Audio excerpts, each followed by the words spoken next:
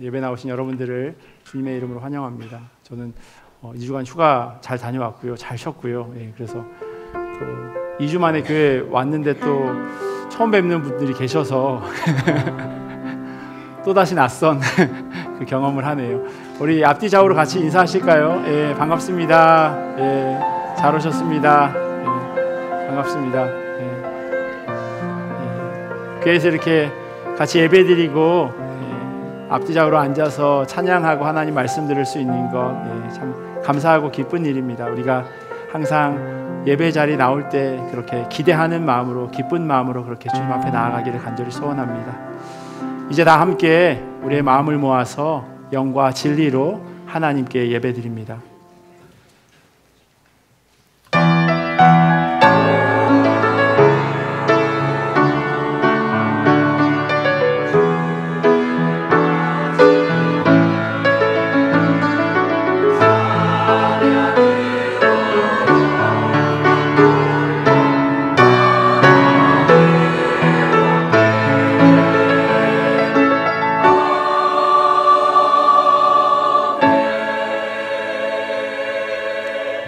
내 영혼아, 내가 어찌하여 낙심하며 어찌하여 내 속에서 불안해하는가?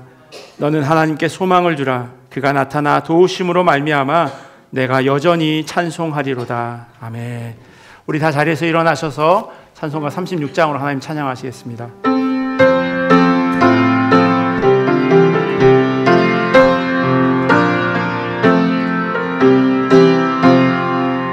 주 예수 이름 높이여 다 찬양하여라. 금별 유관을 들여서 만유의 주 찬양. 금별 유관을 들여서 만유의 주 찬양.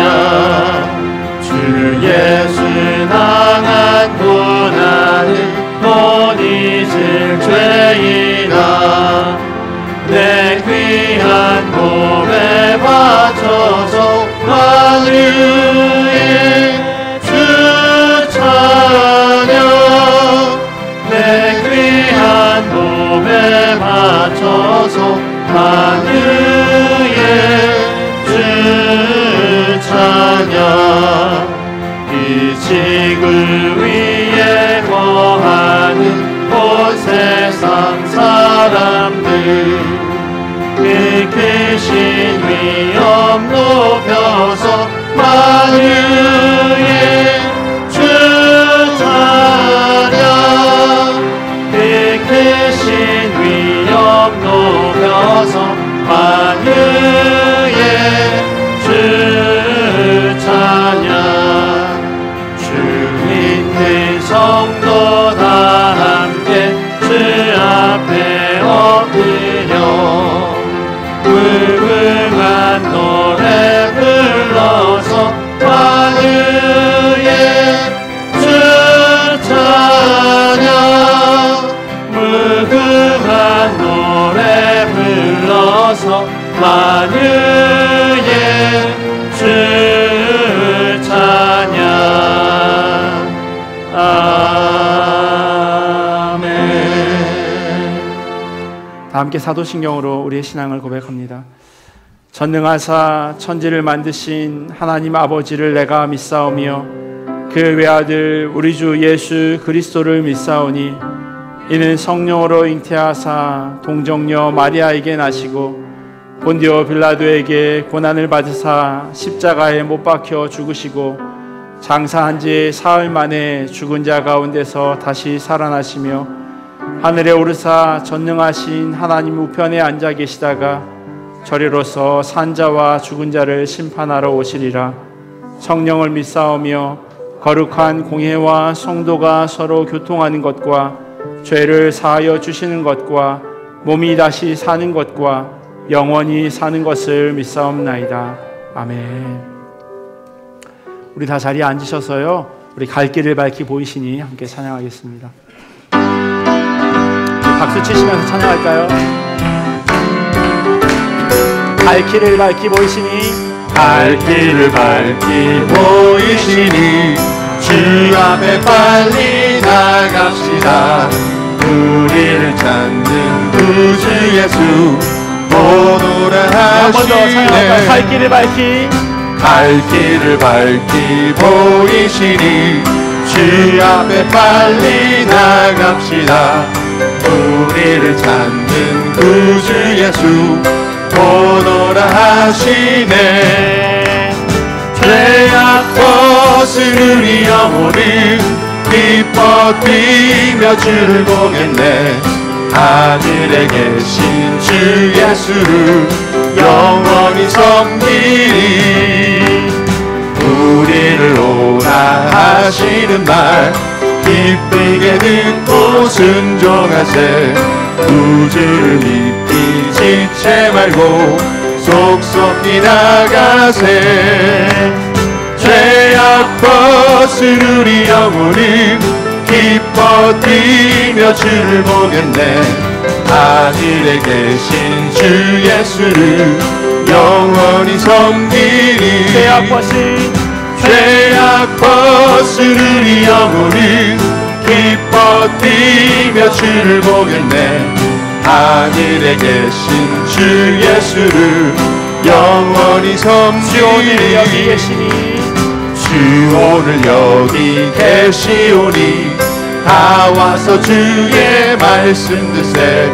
듣기도 하며 생각하니 참 들리시로다. 죄악 벗은 우리 영혼은 기뻐 뛰며 주를 보겠네. 하늘에 계신 주 예수를 영원히 섬기리. 죄악 벗은 우리 영혼은 기뻐 뛰며 주를 보겠네. 하늘에 계신 주 예수를 영원히 섬기리.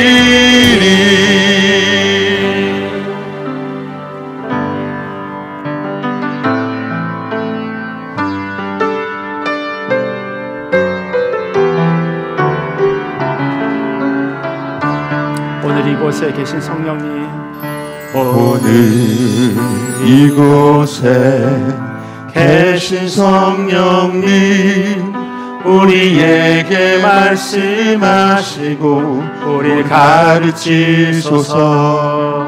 닫힌 우리 맘 열어주시고 주의 빛으로 밝혀 우리를 인도하소서. 주님보다 앞서지 않고 겸손하게 주님의 말씀 기다리니 주님 손에 우리 드립니다. 사랑으로 인도하소서. 우리 한 번 더 고백하며 나아가겠습니다. 오늘 이곳에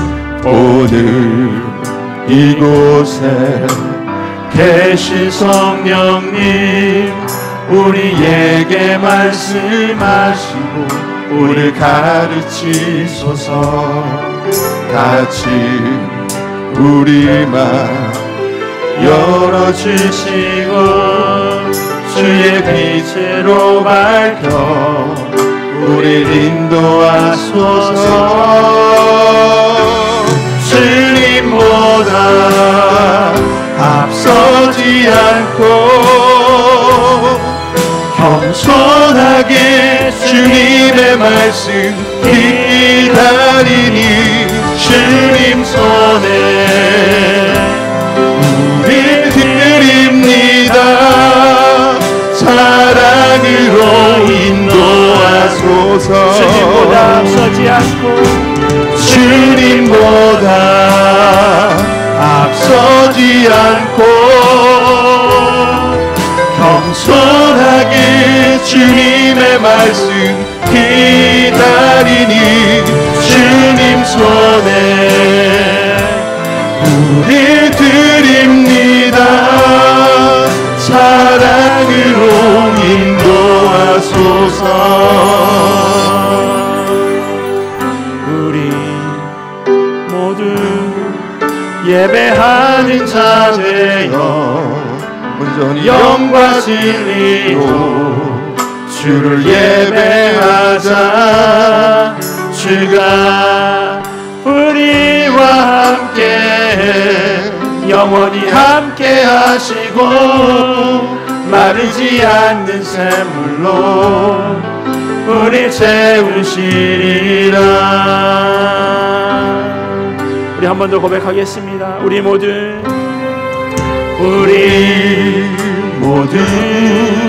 예배하는 자 되어 온전히 영과 진리로 주를 예배하자. 주가 우리와 함께 영원히 함께 하시고 마르지 않는 샘물로 우리 채우시리라. 모두 예배하는 자 되어 영과 진리로 주를 예배하자. 주가 우리와 함께 영원히 함께 하시고 마르지 않는 샘물로 우리 예배합니다. 예배합니다. 찬양합니다. 주님만 날 다스리소서. 예배합니다. 찬양합니다. 주님 홀로 높임 받으소서. 예배합니다. 예배합니다. 찬양합니다. 주님만 날 다스리소서. 예배합니다. 찬양합니다. 주님 홀로 높임 받으소서. 예배합니다. 찬양합니다. 주님만 날 다스리소서. 예배합니다. 찬양합니다. 주님 홀로 높임 받으소서. 우리 함께 합심하며 기도하겠습니다. 하나님, 연약하고 부족한 자들입니다. 그러나 하나님께 예배하는 마음으로 신령과 진정으로 주님 앞에 나와왔사오니 우리가 드리는 예배를 주님 기쁘게 받아주시옵소서. 우리의 겉모습으로 우리를 판단하지 아니하시고 주의 자녀로 삼아주시니 감사합니다. 하나님의 그 크신 은혜에 감사하게 하시고 무거운 마음으로 어렵고 또 많은 걱정으로 주의 전을 찾은 성도들이 있다면 그들의 마음 가운데 하나님 평안함을 허락하여 주시옵시고 주님 주시는 위로로 그들의 마음을 어루만져 주시옵소서. 특별히 선포되어지는 말씀을 위하여 하나님 기도하기를 원합니다. 하나님의 말씀으로 들려지게 하시고 하나님의 음성에 아멘하며 순종하는 귀한 주의 자녀들 낼 수 있도록 하나님 인도하여 주시옵소서라고 우리 기도 제목 가지고 같이 기도하며 나아가겠습니다. 기도하겠습니다. 하나님 우리가 드리는 예배를 하나님 기쁘게 받아주시옵소서. 하나님께 신령과 진정으로 예배하는 자로 하나님 모였사오니 하나님 우리가 드리는 그 예배가 하나님 홀로 영광 받으시는 예배 되기를 간절히 소원합니다. 주님, 한 사람 한 사람 가지고 있는 근심과 걱정들, 문제와 어려움들이 있을 줄 압니다. 그러나 하나님 그 모든 것들도 주님 앞에 내려놓는 시간 되기를 원합니다. 하나님께 집중하게 하시고 하나님 주신 말씀을 가지고 우리의 마음 가운데 평안할 수 있도록, 우리의 마음이 시원하여질 수 있도록 하나님 그렇게 역사하여 주시옵소서. 특별히 하나님 선포되어지는 말씀을 주님 앞에 올려드립니다. 주님보다 앞서지 않게 하시고 주님 말씀에 순종하는 자 되게 하셔서 하나님과 걸음을 같이 하고 동행하며 주의 음성에 반응하는 그런 주님의 자녀 될 수 있도록 하나님 인도하여 주시옵소서.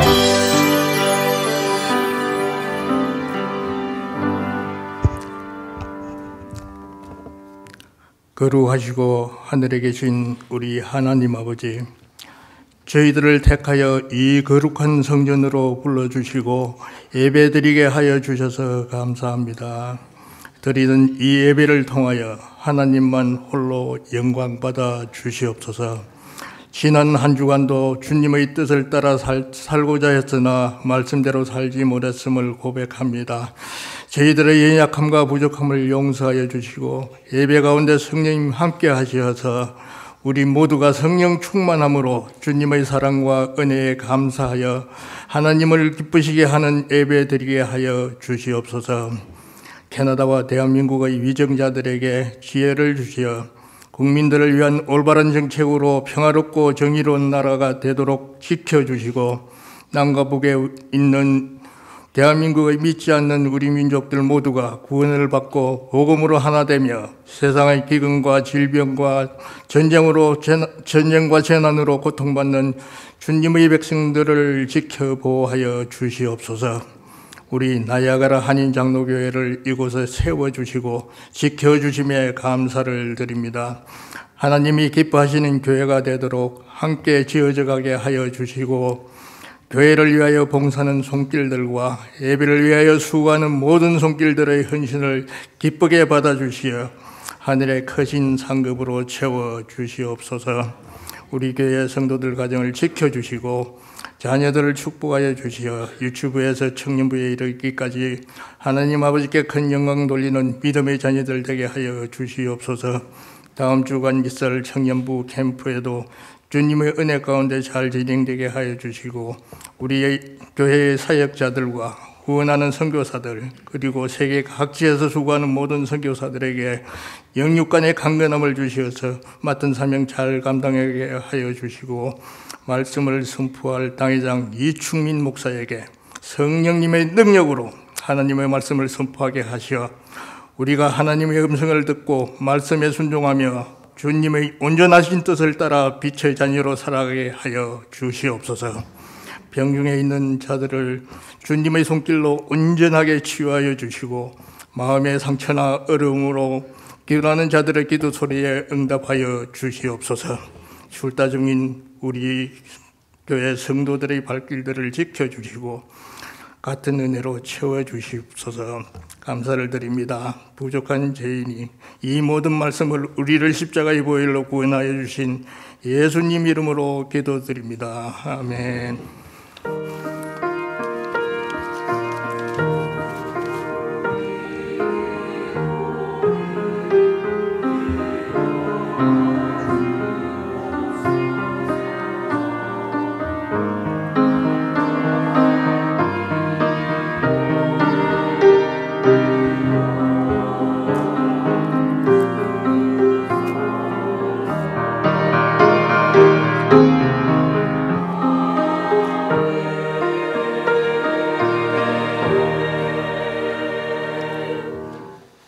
교회 소식 전해드리도록 하겠습니다. 주보를 참조해 주시면 좋겠습니다. 먼저 방문한 분이 계셔서요. 잠깐 소개하도록 하겠습니다. 우리 정효숙 집사님 남편께서 한국에서 방문하셨는데요. 조현준 집사님 아까 제가 밖에서 인사하셨는데 잠깐만 자리에서 일어나 주시면 네, 여기 안에 계시네요. 네, 반갑습니다. 네. 3주 정도 계신다고 하는데요. 예, 편안히 쉬시고 또 가족들과 좋은 시간 가지고 돌아가시면 좋겠습니다. 제가 2주간 휴가 잘 마치고 돌아왔습니다. 예, 그래서 잘 쉬었고요. 또 한 주간 또 잘 아팠고 그래서 예, 다행히 휴가 기간에 아파서 예, 다행이었는데 그래서 휴가 잘 다녀올 수 있도록 또 성도님들께서 기도해 주셔서요. 너무 감사하고 예배 마치고 이렇게 아래층 친교실로 가실 때 제가 서 있는 그 뒤쪽에 이렇게 조그맣게 선물을 준비했습니다. 그래서 그냥 1인당 하나씩 가져가시면 좋겠습니다. 예. 아까 일부 예배 때 물어보시더라고요. 가정당 하나냐 뭐 이렇게 뭐. 예. 1인당 하나씩 가져가시는데 혹시 오늘 못 오신 분들 예, 굳이 챙겨주시지 마시고요. 예. 예. 본인 것만 이렇게 가져가시면 좋겠습니다. 예. 저희가 주일날 보통 뭐 1, 2부 합쳐서 한 230명 정도 출석하거든요. 그래서 그 정도 인원 수로 준비했으니까요. 뭐 큰 건 아니지만 그래도 감사한 마음을 이렇게 표현하고 싶어서 그렇게 준비했습니다. 돌아오는 수요일이요. 여름 특강 그 명화를 통한 예, 성경 산책 마지막 시간입니다. 예, 그간 5주간 이렇게 같이 성경 말씀 그리고 그림 같이 보면서 좋은 시간 가졌는데요. 마지막 시간이니까 또 원하시는 분들은 오셔서 묵상되어지고 또 하나님 말씀 또 그림을 새롭게 보는 시간 되었으면 좋겠습니다. 이번 주 화요일부터 토요일까지요. 예, 교회와 토론토 그러니까 금요일하고 토요일은 1박 2일로 교회에서 청소년들이 1박 2일 지내게 되고요. 그리고 화수목은 이제 토론토나 이 교회 주변에 있는 여러 가지 곳을 방문하고 또 아이들 즐거운 시간 또 유익한 시간을 보내려고 그렇게 청소년부에서 준비하고 있습니다. 그래서 특별히 오가는 중에 사고 나지 않도록 특별히 기도해 주셨으면 좋겠고요. 그리고 아이들이 이 시간 통해서 더 많이 배우고 특별히 주님 깊이 아는 그런 시간 될 수 있도록 기도해 주셨으면 좋겠습니다. 그리고 다음 주일하고 월요일 1박 2일 동안 또 교회에서 청년부들 또 모임이 있습니다. 그래서 청년부들 모임 위해서도 같이 기도해 주시고요. 또 교회 안에서 일어나는 행사들 여러분들이 더 많이 관심 가져주셨으면 좋겠습니다. 8월 20일 오전 11시에요. 청년부실에서 권사 기도회가 있습니다. 권사님들께서는 모두 함께 하셔서 같이 기도해 주시면 감사하겠습니다.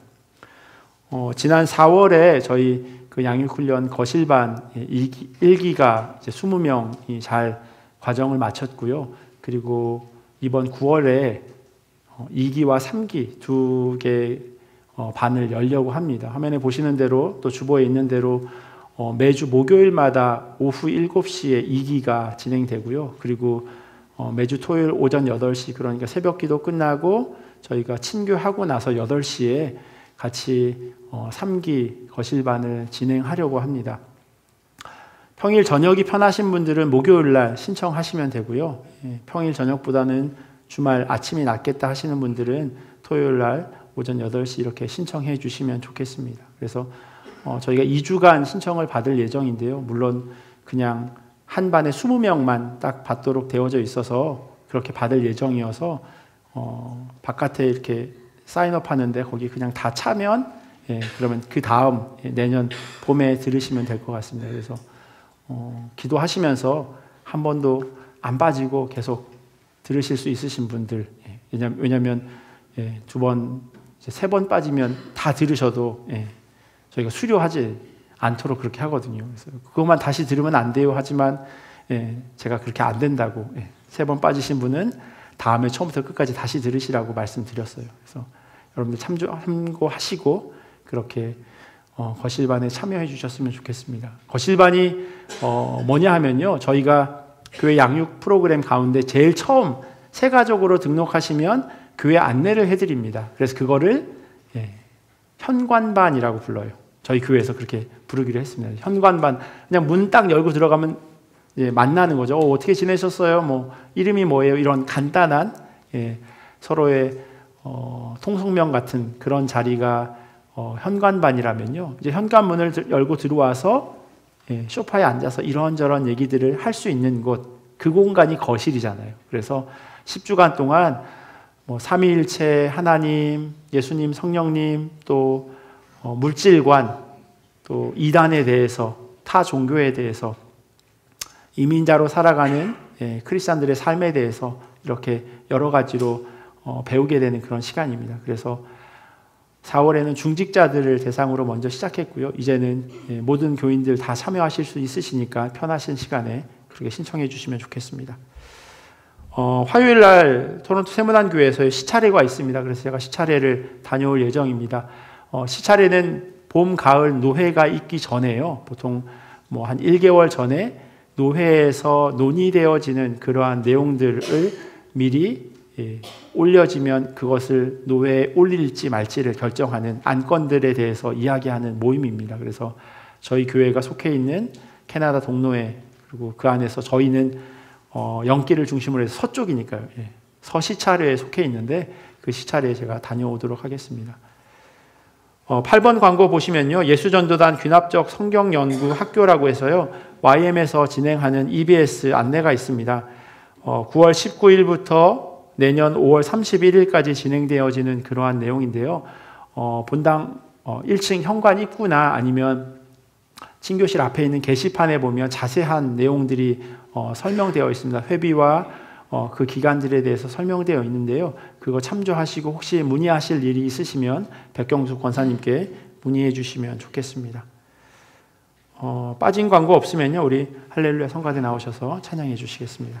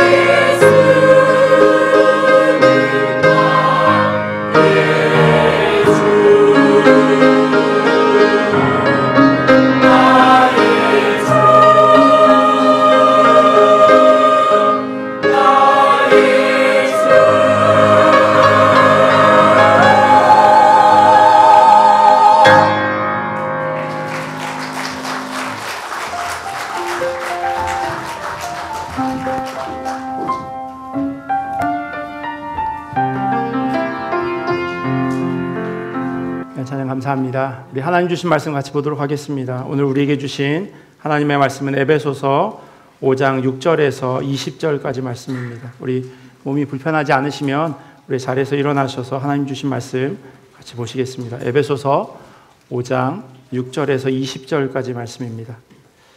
한 절씩 교독하고 마지막 20절은 함께 읽겠습니다. 누구든지 헛된 말로 너희를 속이지 못하게 하라. 이로 말미암아 하나님의 진노가 불순종의 아들들에게 임하나니 너희가 전에는 어둠이더니 이제는 주 안에서 빛이라. 빛의 자녀들처럼 행하라. 빛의 열매는 모든 착함과 의로움과 진실함에 있느니라. 주를 기쁘시게 할 것이 무엇인가 시험하여 보라. 너희는 열매 없는 어둠의 일에 참여하지 말고 도리어 책망하라. 그들이 은밀히 행하는 것들은 말하기도 부끄러운 것들이라. 그러나 책망을 받는 모든 것은 빛으로 말미암아 드러나나니 드러나는 것마다 빛이니라. 그러므로 이르시기를 잠자는 자여 깨어서 죽은 자들 가운데서 일어나라. 그리스도께서 너에게 비추이시리라 하셨느니라. 그런즉 너희가 어떻게 행할지를 자세히 주의하여 지혜 없는 자같이 하지 말고 오직 지혜 있는 자같이 하라. 세월을 아끼라. 때가 악하니라. 그러므로 어리석은 자가 되지 말고 오직 주의 뜻이 무엇인가 이해하라. 술 취하지 말라. 이는 방탕한 것이니 오직 성령으로 충만함을 받으라. 시와 찬송과 신령한 노래들로 서로 화답하며 너희의 마음으로 주께 노래하며 찬송. 함께 읽겠습니다. 범사에 우리 주 예수 그리스도의 이름으로 항상 아버지 하나님께 감사하며. 아멘. 하나님의 말씀입니다. 자리에 앉겠습니다. 창세기 1장을 보면요, 태초에 하나님께서 천지를 창조하실 때의 상태에 대해서 기록하고 있습니다. 땅이 혼돈하고 공허하며 흑암이 깊음 위에 있고 하나님의 영은 수면 위에 운행하시니라. 아마 성경 일독을 결심하고 이 부분을 여러 차례 많이 읽어보신 분이 계시지 않을까 싶습니다. 질서가 없는 것, 혼돈이라고 이야기합니다. 텅 비어있는 공허, 그리고 깊은 어둠이 태초의 상태였다고 성경은 말하고 있습니다. 이런 상태의 세상을요, 하나님께서 6일 동안 모든 것의 질서를 잡으시고 비어있는 세상을 하나하나 채워가셨습니다. 하지만 이보다 먼저 하신 하나님의 일이 있습니다. 그것이 무엇이냐면 빛을 창조하신 겁니다. 빛이 있으라 말씀하셨어요. 어둠이 지배하는 세상 가운데 빛을 허락하셔서 어둠을 물러가도록 하셨습니다. 이러한 태초의 시작은요, 예수님께서 이 땅에 오심을 설명하는 요한복음에서도 동일하게 이야기하고 있습니다. 태초부터 말씀이 계셨고 그 말씀은 하나님이셨다고 시작하는 요한복음은요, 말씀으로부터 생명을 얻었고 그 생명은 사람의 빛이다라고 이야기합니다. 그리고 나서 이어지는 요한복음 1장 5절에 보면요, 빛을 이렇게 설명합니다. 빛이 어둠에 비치되 어둠이 깨닫지 못하더라. 요한복음 기자는요, 빛과 어둠이 공존할 수 없는 것이라고 이야기합니다. 그래서 빛이 어둠 속에 비치면 어둠은 물러갈 수밖에 없고, 그러니 어둠은 당연히 빛을 싫어합니다.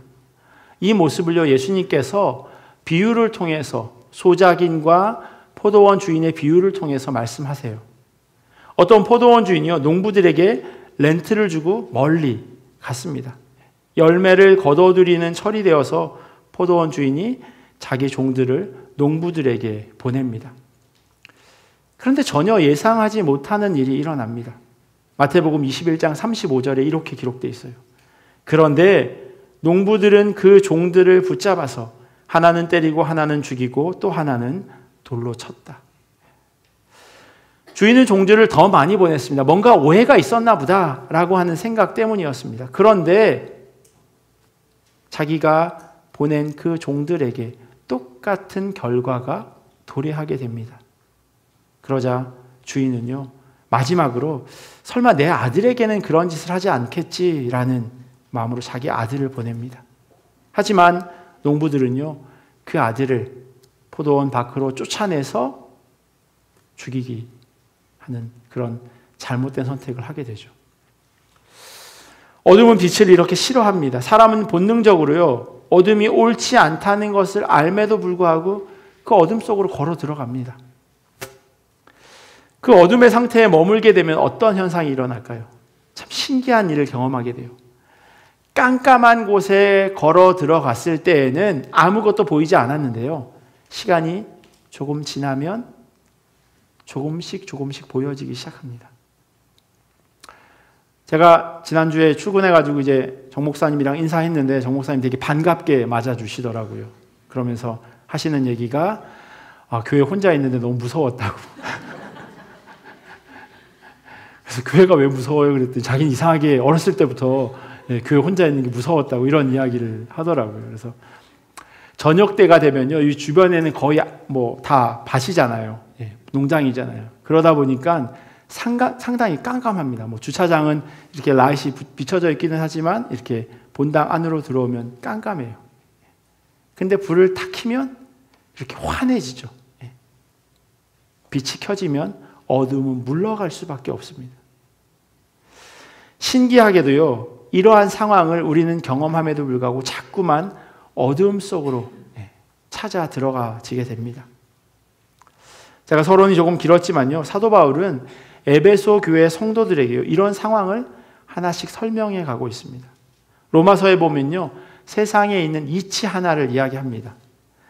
의인을 위해서라도 죽을 사람은 거의 없습니다. 더욱이 선한 사람을 위해서라도 감히 죽을 사람은 드뭅니다라고 이야기하고 있어요. 착한 사람, 좋은 사람을 위해서 대신 죽어주는 사람을 찾아보기 어렵습니다. 당연히 선한 사람을 위해서도 마찬가지입니다. 이게 세상의 이치예요. 그런데 예수 그리스도께서요, 이 세상 이치를 완전히 거스르는 사랑을 우리 가운데 허락하셨습니다. 로마서 5장 8절 말씀인데요, 우리 같이 한번 읽어볼까요?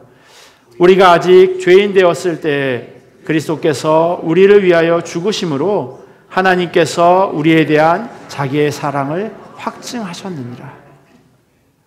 예수 그리스도를 이 땅 가운데 보내주셨고요, 예수님의 죽으심이 하나님이 얼마나 우리를 사랑하는지 확실하게 증명해 주셨다라고 그렇게 이야기하고 있습니다. 우리가 그리스도를 따라 살아가는 사람들인 것처럼 에베소 교회의 성도들도 마찬가지였습니다. 바울은 이들에게요, 그리스도의 사랑을 선포하였고 이방신을 믿던 사람들이 하나 둘씩 이 예수 믿는 에베소 교회로 공동체로 모여들게 되었습니다. 이 새로운 공동체에 들어오는 사람들 가운데 품고 있는 궁금증이 있었어요. 그게 뭐냐면, 내가 교회에 들어와 보니 하나같이 좋은 사람들인 거예요. 착한 사람들인 거예요. 그런데 그 사람들에 비하면 나는 그렇지 못하다는 것을 사람들이 생각합니다. 그러면 예수님의 그 사랑, 그 사랑의 범위와 한계는 어디까지일까? 라고 하는 질문을 갖게 됩니다. 그 사랑이 나까지도 품어주실 수 있을까? 나 같은 죄인까지도 그대로 이 공동체 안에 있을 수 있도록 허락해 주실까라고 하는 궁금증이 생겼던 거예요. 에베소서 5장 2절에 이렇게 기록되어 있습니다. 그리스도께서 여러분을 사랑하셔서 우리를 위하여 하나님 앞에 향기로운 예물과 제물로 자기 몸을 내어주신 것과 같이 여러분도 사랑으로 살아가십시오라고 하는 아주 큰 울림을 주게 됩니다. 에베소 교인들이 죄인들이었음에도 불구하고요, 그리스도께서 이들을 위해서 하나님께 향기로운 제물이 되었다 말씀합니다. 죽으셨다는 거예요. 그것으로 그분의 사랑을 표현해 주셨습니다. 의인을 위해서라도 죽는 사람이 거의 없는데 죄인을 위해서 단지 사랑한다는 이유 하나만으로 대신 죽으셨다고 하는 것은 그들에게 있어서 감격일 수밖에 없습니다. 그리고 그 감격은 오늘을 살아가는 우리들에게도 동일하게 적용되어져야 합니다. 여러분 얼마나 그 감격을 마음 가운데 품으며 살아가시나요? 주님의 자녀가 되는 데는 아무런 제한도 없을 뿐만 아니라 누구나 주님의 사랑을 받을 만한 자격이 있다고 성경은 이야기합니다. 이제 그 받은 사랑으로 살아가라 말씀하고 있습니다. 오늘 본문은요, 이렇게 새로운 존재가 된 우리들에게 어떻게 살아가야 하는지에 대해서 말씀해 주고 있어요. 이전에 어떤 삶을 살았든지 간에 그리스도 안에서 이제는 새로운 피조물이 되었는데, 그러면 이제 그 피조물에 합당한 삶의 모습을 보이며 살아가야 한다고 이야기하는 겁니다. 이들의 삶의 모습은요, 8절에 기록되어 있는 대로 전에는 어둠이었어요.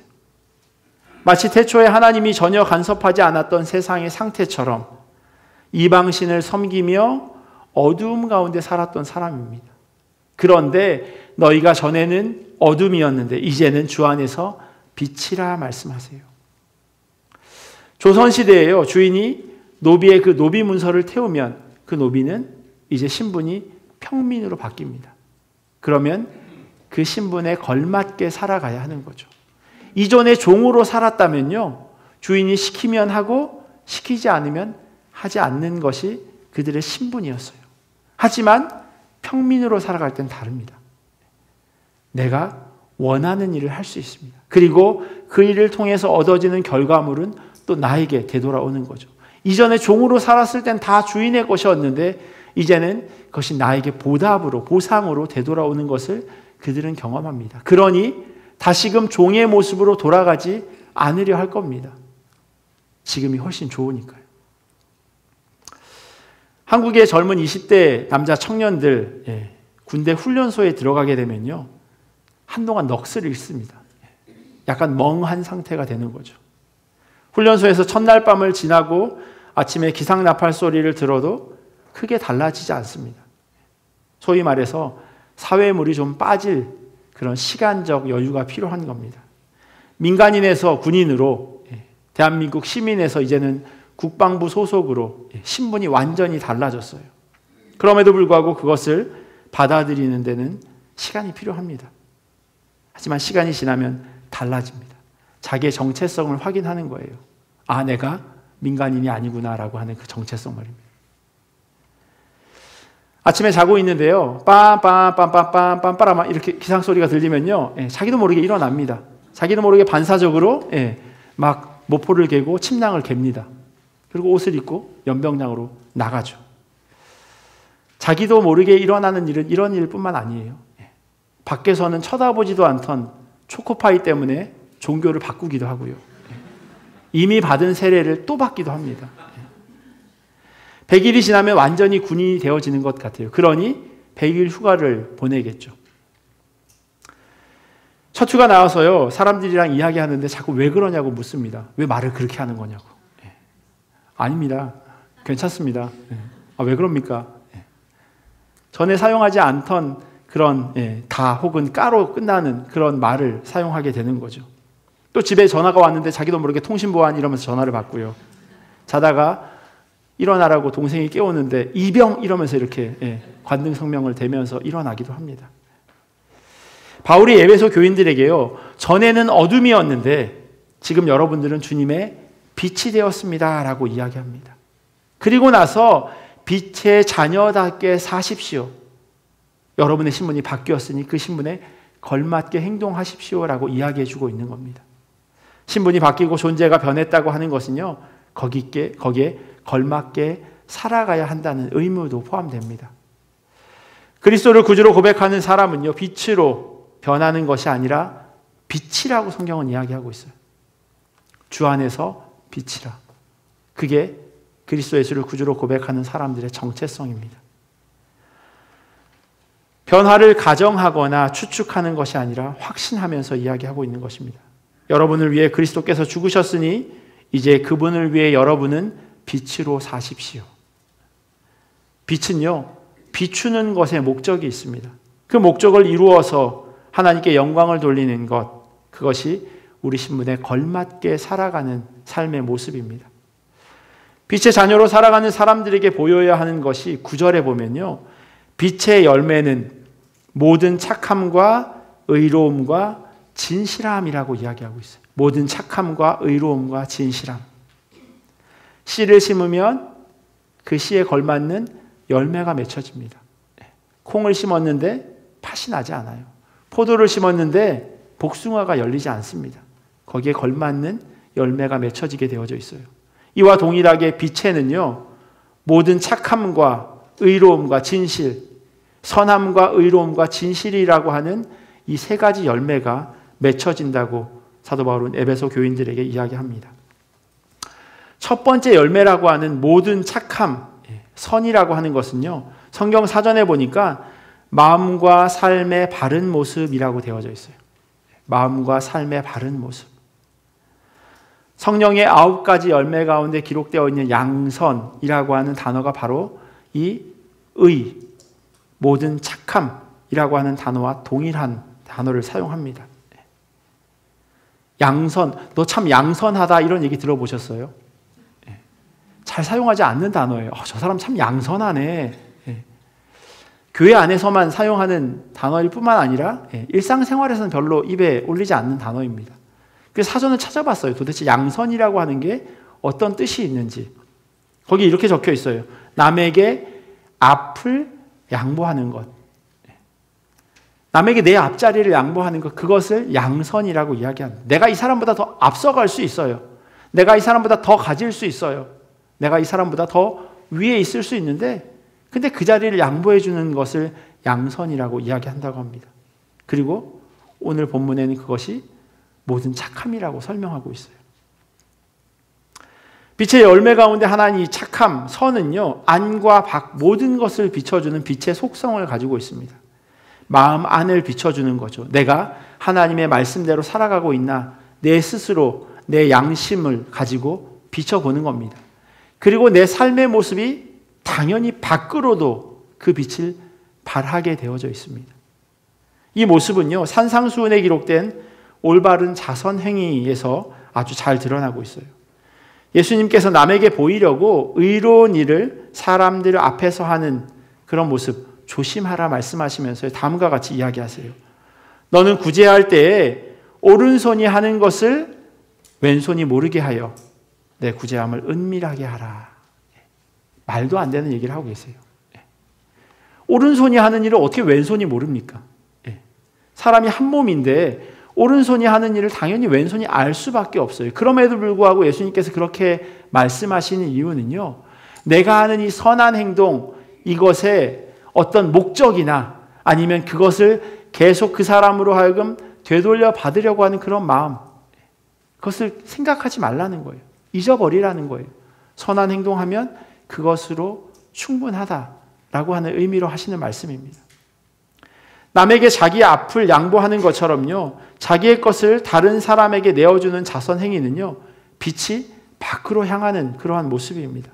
그 선행으로 인해서 분명히 도움을 받는 사람이 생깁니다. 빛이 밖으로 비춰지는 것이니까요. 그런데 문제는요, 사람의 본성이 그 선행을 누군가가 알아주기를 바라는다는 데 있어요. 오른손이 한 일은요, 왼발도 알아야죠. 왼손은 고사하고. 내가 이거 착한 일 하면 자꾸 옆을 보게 되지 않나요? 이거 누가 봐줘야 되는데. 보통 사람은 이런 착한 일 잘 안 하는데. 이런 마음이 우리 가운데 있다는 거예요. 당시 사람들 역시 우리와 다르지 않았어요. 예수님의 말씀을 보면 잘 알 수 있습니다. 그러므로 네가 자선을 베풀 때에는 위선자들이 사람들에게 칭찬을 받으려고 회당과 거리에서 그렇게 하듯이 내 앞에 나팔을 불지 말아라. 나팔을 불면 사람들이 그 소리 나는 곳으로 고개를 돌립니다. 시선을 돌리죠. 내가 착한 일 합니다 라고 나팔 불지 말라는 거예요. 그런데 사람들이 그 행동을 어디에서 하냐면요, 회당과 거리에서 한대요.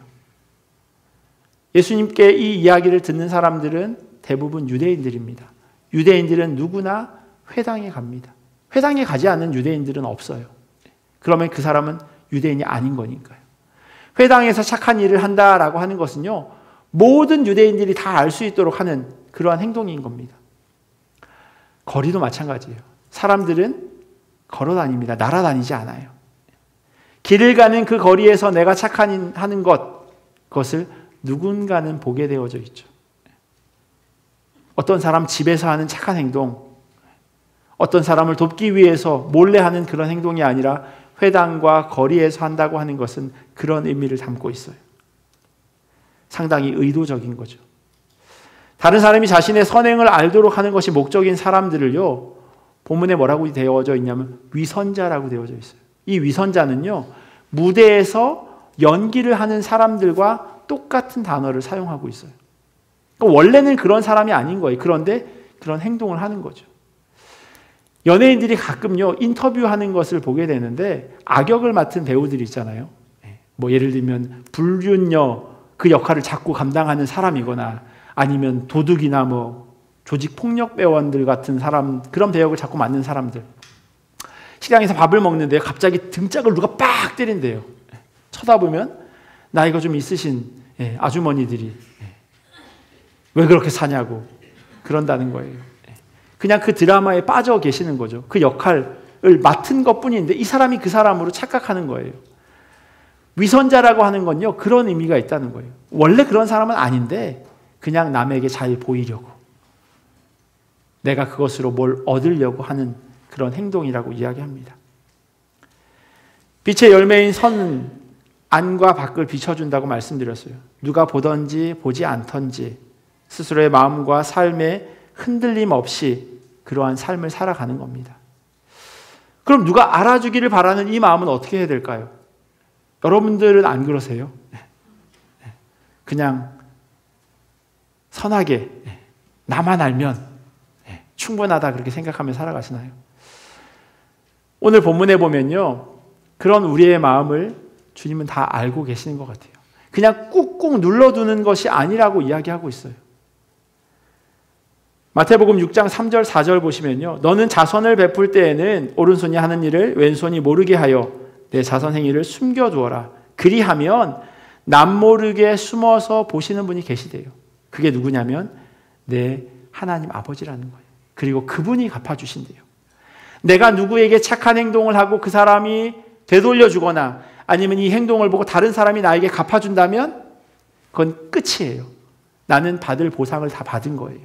그런데 그런 보상 기대하지 말라는 거예요. 하나님께서 대신 갚아준다 말씀하세요.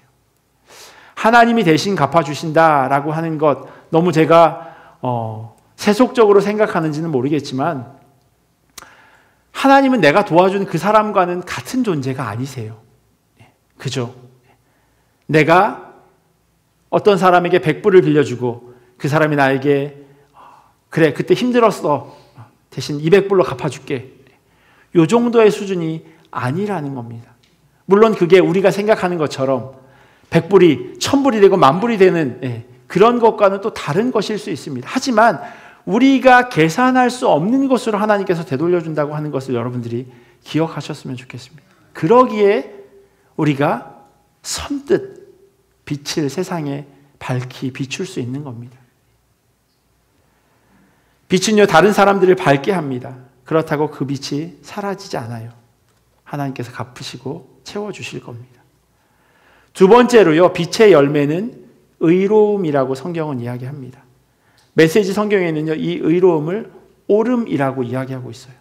의, 옳음, 정의 다 같은 단어입니다. 세상을 살다 보면 어떤 것이 정의인지 판단하기 어려울 때가 있습니다. 왜냐하면 기준이 정확하지 않으면 정의가 올바를 수 없기 때문이에요. 27살에 최연소 하버드 대학교 교수가 된 마이클 샌들 교수가 쓴 정의란 무엇인가라고 하는 책의 시작이 이렇습니다. 2004년 여름 허리케인 찰리가 미국 플로리다를 휩쓸었습니다. 그 결과 20명의 사망자가 발생했고 110억 달러의 손실이 발생했습니다. 그런데 문제는 가격 폭리가 발생한 것입니다. 허리케인으로 전력이 부족해진 상황에서 8월 그 무더운 플로리다에 냉장고와 에어컨을 사용할 수 없었던 사람들이 평소 2달러 하던 얼음을 10달러에 살 수밖에 없게 된 것입니다. 평소 250불 하던 가정용 발전기는 2,000불에 팔리고 허리케인 피해로 숙소가 필요한 사람에게 평소 40불이던 방을 160불을 지불하고 사용하게 됩니다. 신문에서는요, 폭풍 뒤에 찾아온 약탈자라고 하는 제목으로 기사를 썼습니다. 코로나를 보내면서 저희는 이와 비슷한 경험을 하기도 했습니다. 코로나가 시작할 무렵 손세정제 있죠. 손세정제를 아마 찾아 헤매셨던 경험이 있으신지 모르겠어요. 마스크를 찾아 헤맸던 적이 있으신지 모르겠어요. 한국에 그 마스크가 좋다던데 한인마트에 갔더니 그전에는 그게 있는지 없는지 쳐다도 보지 않던 그런 마스크였는데 훨씬 비싼 가격으로 아주 잘 팔려나가더라고요. 그런데 과연 이런 상황이 정의로운가라는 질문에 의견이 갈립니다. 자본주의 사회에서 수요와 공급에 따라 가격이 책정되는 것 아니냐고. 수요가 많아지면 당연히 가격은 올라가고 공급이 많아지면 가격은 내려가는 거다라고 이야기합니다. 또 어떤 사람들은요, 이런 때 폭리로 이익을 취하는 것 정의롭지 못하다라고 이야기하기도 합니다. 뭐가 정의인가라고 하는 이 기준이 없기에 서로 다른 생각을 하게 된다는 겁니다. 이렇듯 의의는요, 옳고 그름은 올바른 기준이 있어야 합니다. 하지만 정확하고 명확한 기준을 찾는다고 하는 것이 생각처럼 쉽지 않아요. 빛의 열매라고 하는 의의에 대해서 예수님의 생각은 어떠셨을까요? 예수님께서는요, 의에 줄이고 목마른 자는 복이 있나니 그들이 배부를 것이며 라고 말씀하세요. 의에 줄이고 목마른 사람. 제가 이 말씀을 여러 차례 읽으면서요, 들었던 생각은 뭐였냐면 은유적인 표현이겠거니 라는 생각이었습니다. 의에 대해서 줄이고 목마르다고 기록되어 있으니 그거를 반대하는 그거의 채워줌이 바로 배부름이라는 거죠. 분명히 이 배부름에는 어떤 의미가 있을 것이다. 하지만 이 배부름은요, 분명히 우리의 육체의 배부름을 이야기하는 겁니다. 많이 먹어서 배가 부르는 것을 이야기하고 있어요.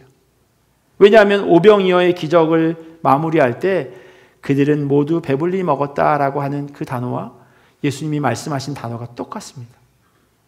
오병이어 기적 이후에 또 한 번에 그렇게 배불리 먹이시는 기적이 일어나는데 거기에서 배불리 먹었다라고 하는 단어도 똑같아요.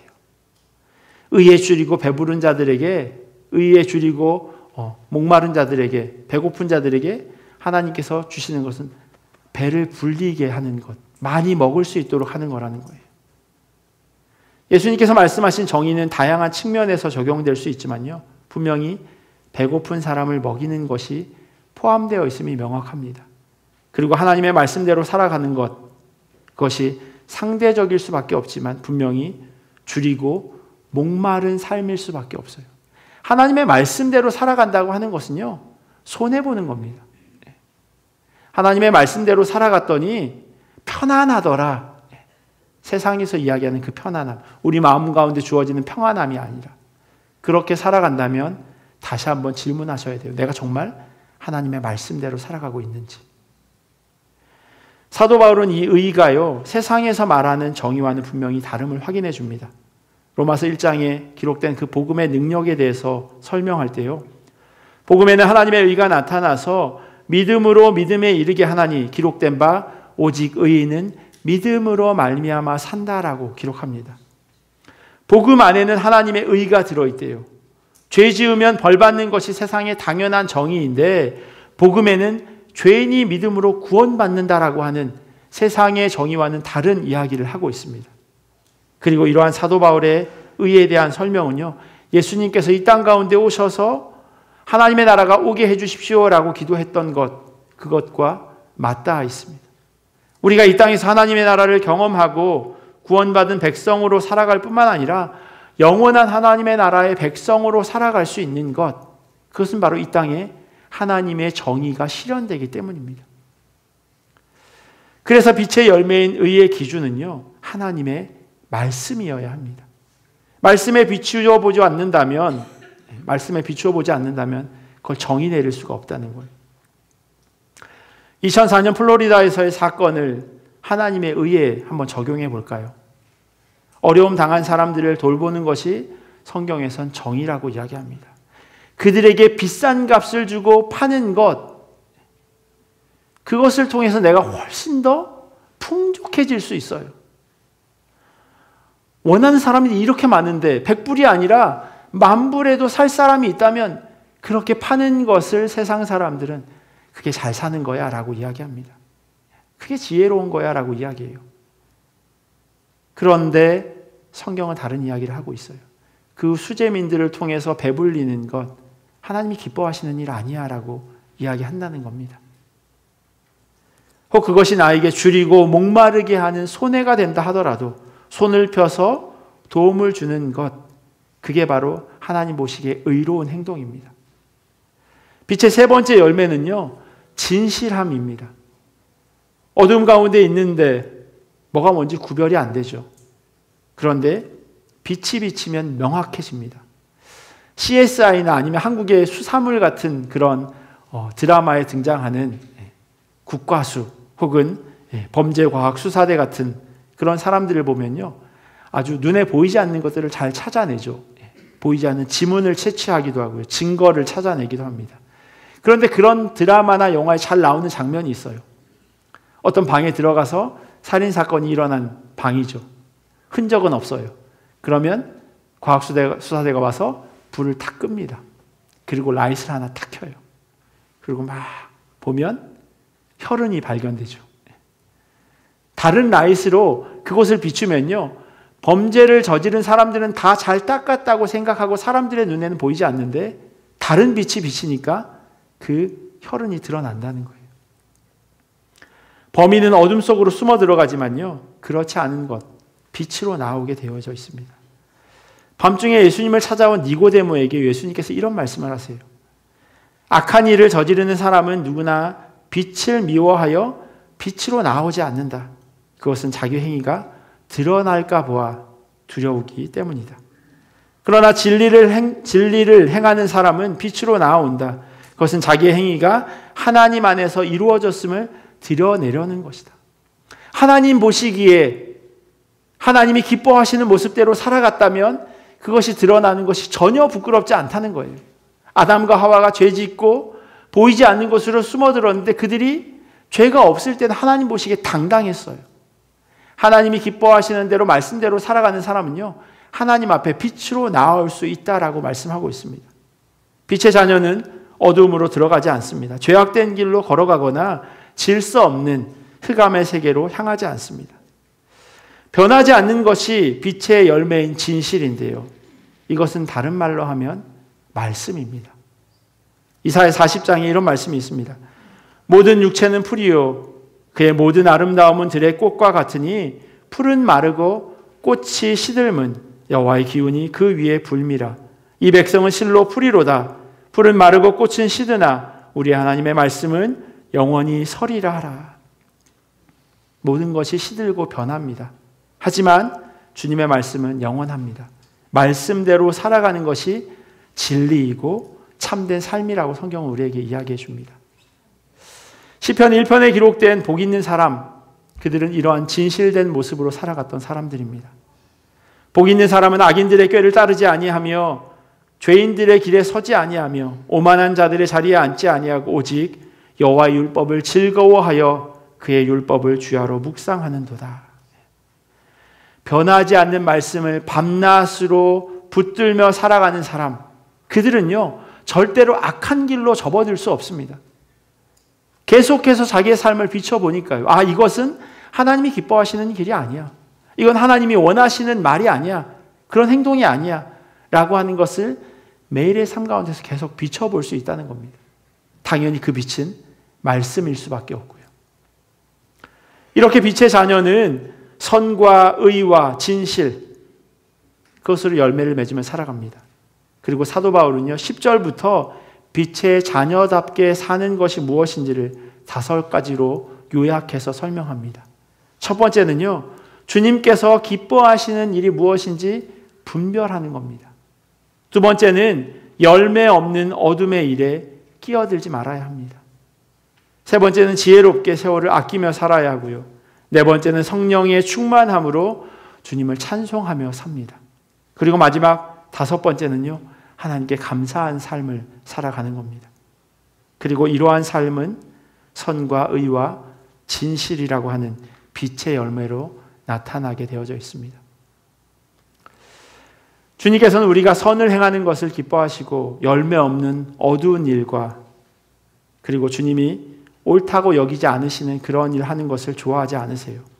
그러니 우리에게 주어진 시간을 아껴서 지혜롭게 살아야 하고, 당연히 술에 취하는 방탕하게 사는 어리석음이 아니라 성령의 충만함으로 진실되게 살아야 합니다. 그리고 죄인된 우리를 의롭게 살도록 인도해 주시는 하나님께 감사하며 찬양할 수 있어야 합니다. 우리가 빛의 자녀 되었음을 잊어버리지 않기를 간절히 소원합니다. 그것이 우리의 신분입니다. 우리가 이전에 어떤 모습으로 살았던지 이제는 전혀 다른 신분이 되었기에 그 주님의 자녀된, 빛의 자녀된 삶으로 살아가는 것, 그것이 바로 우리의 정체성이고 부르심입니다. 산 위에 있는 동네는요, 절대로 숨겨지지 않는다 이야기합니다. 그러니 우리의 신분에 걸맞게 우리 모두 빛의 자녀로 살아가기를 예수 그리스도의 이름으로 간절히 축원합니다. 기도하겠습니다. 참 좋으신 하나님 감사합니다. 어둠 가운데 살았던 우리들을 빛으로 불러주시고 빛이라 말씀하여 주시니 너무나도 감사합니다. 빛의 자녀답게 우리의 본분에 합당한 열매를 맺으며 살아갈 수 있도록 은혜로 더하여 주시옵소서. 언제나 우리의 삶의 기준은 예수 그리스도 주님의 말씀임을 기억하게 하시고, 그 말씀에 비추어서 하나님이 기뻐하시는 대로 언제나 옳게 살아갈 수 있도록 도와주시옵소서. 때로는 그렇게 살아가는 것이 우리에게 손해가 되어진다 하더라도 그것이 주님이 기뻐하시는 길이라면 주님께서 갚아주시겠다 말씀하셨던 것을 기억하며 하나님이 원하시는 대로 살아드리는 자에게 인도하여 주시옵소서. 감사하며 사랑이 많으신 예수님의 이름으로 기도합니다. 아멘. 우리 주신 말씀 기억하면서 찬송가 502장 찬양하시겠습니다.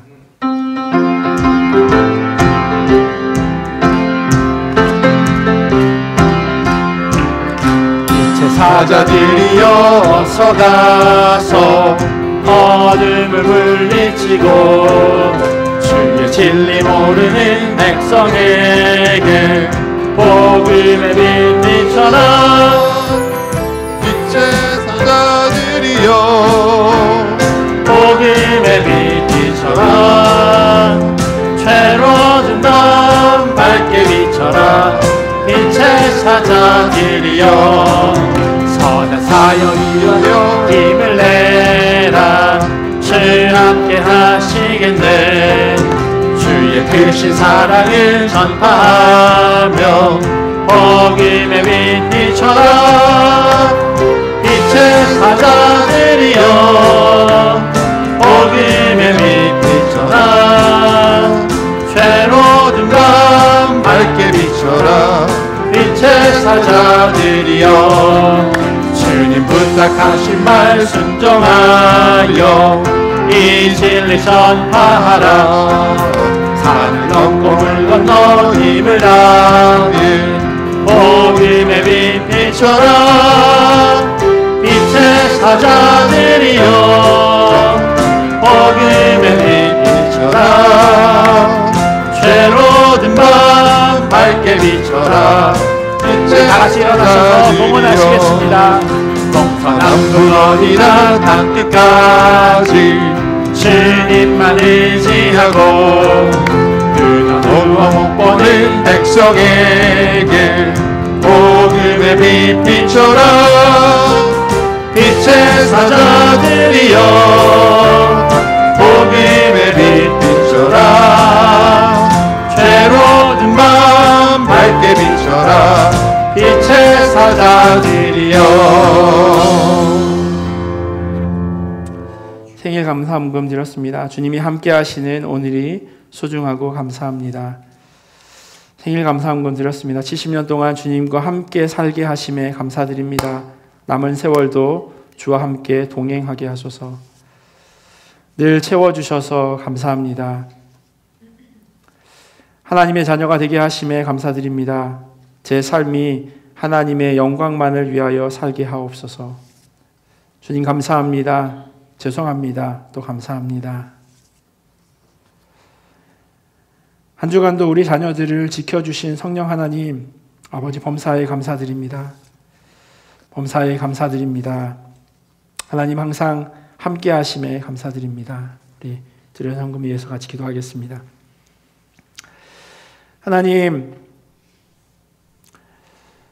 하나님이 기뻐하시는 대로 살아드리지 못한 그런 모습이 있음에도 불구하고 죄송하고 부끄러운 모습으로 살아감에도 불구하고 그런 우리를 사랑하여 주시고 겉모습으로 우리를 판단하지 아니하시고 주님의 자녀라고 빛이라고 말씀하여 주시니 감사합니다. 여러 가지 많은 감사의 제목들을 기억하게 하시고 또 그것을 통하여 하나님 앞에 감사함으로 나아갈 수 있도록 은혜 더하시니 또한 감사합니다. 필요한 것들을 날마다 때마다 공급하여 주시고 그것으로 인하여서 우리로 잘 살아갈 수 있도록 그렇게 도와주시니 감사합니다. 하나님, 그런 감사의 제목들 부족하지만 주님께서 허락하셨다고 하는 그런 고백을 담아 하나님 앞에 올려드리오니 하나님 이 물질과 그 마음을 하나님 기쁘게 받아주시옵소서. 어려운 형편으로 인하여서 드리지 못한 손길들 하나님 그들의 삶도 기억하시고 하나님의 채우심이 온전히 경험되어지는 간증의 삶이 되기를 원합니다. 그리하여서 주님의 몸된 교회 성도들 한 사람 한 사람 삶 가운데 하나님이 빛으로 이끌어 가심을 경험하게 하시고 또한 우리가 빛된 자녀들임을 기억하게 하셔서 하나님을 위하여서 하나님의 영광만을 위하여 사용할 수 있도록 살아갈 수 있도록 도와주시옵소서. 그리고 드려진 물질 또한 하나님의 영광을 위하여 사용되어지길 간절히 소원합니다. 하나님이 기뻐하시는 대로 하나님이 쓰시기를 원하는 곳으로 잘 흘려보내는 귀한 주님의 몸된 교회 될 수 있도록 은혜로 더하여 주시옵소서. 지금은 우리 주 예수 그리스도의 크신 은혜와 하나님 아버지의 사랑하심과 성령님의 교통하심이 빛의 자녀답게 살아가기를 결단하는 주님의 자녀들 머리 위에 그리고 이들의 가정과 삶의 자리와 주님의 몸된 교회 위에 지금부터 영원토록 함께 하시기를 간절히 축원하옵나이다.